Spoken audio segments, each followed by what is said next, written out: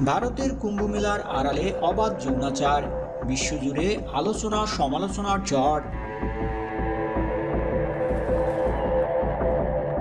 এমন ধর্মীয় মেলায় কেমন নির্লজ্জতা। ভারতে কয়েক যুগ পর সম্প্রতি আয়োজন হলো হিন্দু ধর্মীয় কুম্ভ মেলা। মেলায় প্রধান আকর্ষণ ছিল ভারতের নাগা সাধুরা। এই নাগা সাধু হচ্ছে এক ধরনের মানুষ যারা সবকিছু ছেড়ে গভীর জঙ্গলে গিয়ে বসবাস করে। তাদের প্রধান উদ্দেশ্য হচ্ছে যৌনতা থেকে নিজেকে মুক্ত রাখা।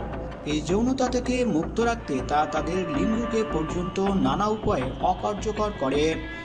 শুধু তাই নয়, এরা কাপড় পরিধানকেও এক ধরনের ধর্মের সাথে সাংঘর্ষিক মনে করে।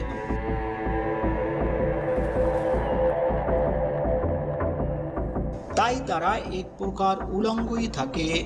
কিন্তু তারা যখন উলঙ্গ হয়ে সভ্য সমাজে প্রকাশ্যে ঘুরে বেড়ায়, এটা সাধারণ মানুষকে চরম অস্বস্তিতে ফেলে। যার কারণে অনেক স্থানেই এদের এরকম নোংরামির জন্য ভারতের জনতা তাদের হেনস্থা করে। শুধু তাই নয়, ভারতের কুম্ভ মেলায় দেখা যায় অনেক নাগা সাধু যুগ যুগ ধরে গোসল না করে থাকে। কেউ আবার সারা জীবন হাত উঁচু করে কাটায়। কেউ জীবনও তাদের নখ কাটে না, যা দেখলে যে কোনো সভ্য মানুষের নাড়ি ভুঁড়ি বের হয়ে যাবে।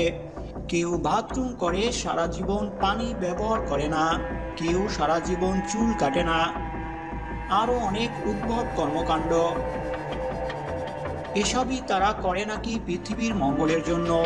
এ তো গেল নাগাদের কথা, কিন্তু এই মেলায় যারা আসে তারা এদের চেয়েও কয়েক ধাপ এগিয়ে।